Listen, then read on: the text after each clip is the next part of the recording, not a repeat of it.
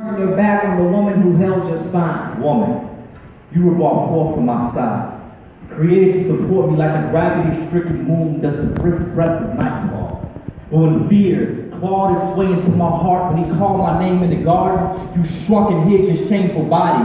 What were you when the Prince of Night found his way to your star? You watched him lie, and I watched you sit and set like Sunday morning of a man you can't even see the nightmare you will become. I was there, standing in the distance, having a conversation with my backbone. I wanted to stop you, but you let that evil reptile with the eyes, slow dancing with deceit and tongue, swift as breeze, woo you dumb, to think we could be wise as a God who thought the galaxies into existence. Adam, I thought he was my friend, letting me in on secrets God Pinky promised the leaves not to tell. He pointed to the tree, and as my faith in his lies led me to stare, I watched death become gorgeous. But God is beautiful. Adam, my tongue became sight. The fruit looked too good not to taste. Taste and see that God is good. God is thief. He kept us from the one thing he knew would turn our minds deity. No, God is wise, Eve, can't you see? In our feast for knowledge, we have become fools. Searching for wisdom in a mere branch, we forgot about the God who had the power to grow us from dust with no roots. His mind is wide as sky, and we were free as clouds, but now the silent hum of shame echoes the land.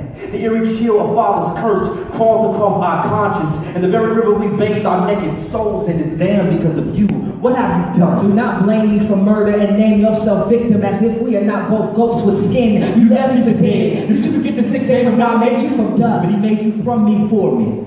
While sleeping, he called you from my caged bones, but you wanted to leave for pride knows how long, to keep to a full like a snake without consulting me first. You didn't respect me. He gave you authority. He made you the head of us, but you became neck. I can still see the arrow stuck in your throat as you swallowed your pride.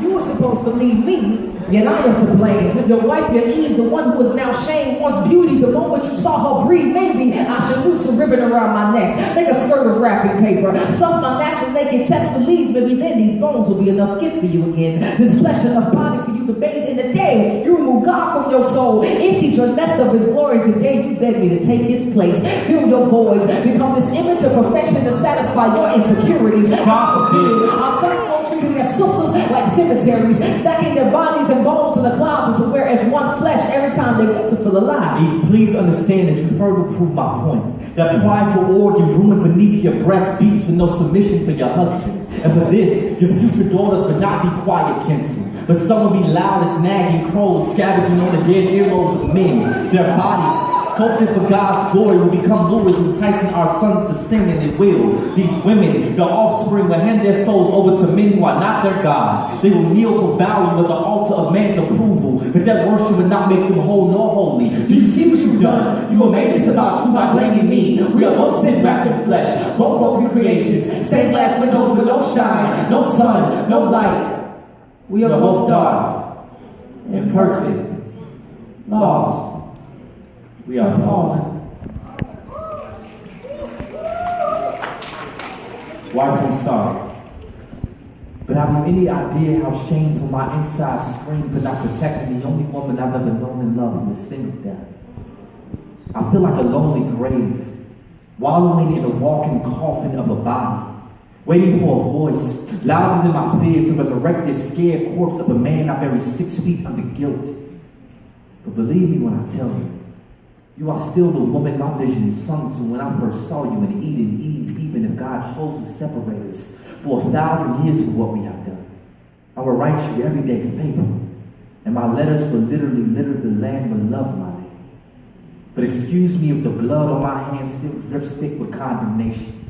I can only pray this bitterness and poison our unborn son Cain. There was a murderer living in my genes, and I would die if he follows in his father's footsteps. Adam, forgive me and my limbs, and the heart that led them away from the safety of your palms.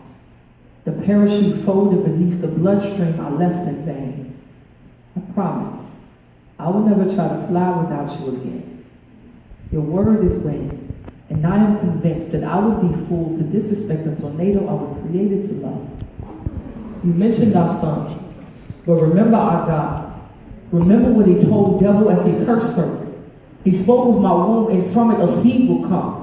The devil will strike his heel, but our seed will crush his head. Yes, we are dying, but one day we may rise from the dead. We are not hopeless. Mercy has its sights set on us sinners, and the source is our God who will rescue us out of the sea of sin. Like hands beneath the drowning soul, A rainbow before the lightning bolt speaks. He reigns when the clouds crack their shell. Our God will appear and show us His yoke is easy. A light too mighty for anything pitch black to trap our backs back behind that cage we crave. The way of escape is near if we wait with hope, nailed to our faith. The truth cross stitched to our burdened bodies. The life stretching like the arms of an horizon, rising for all to see.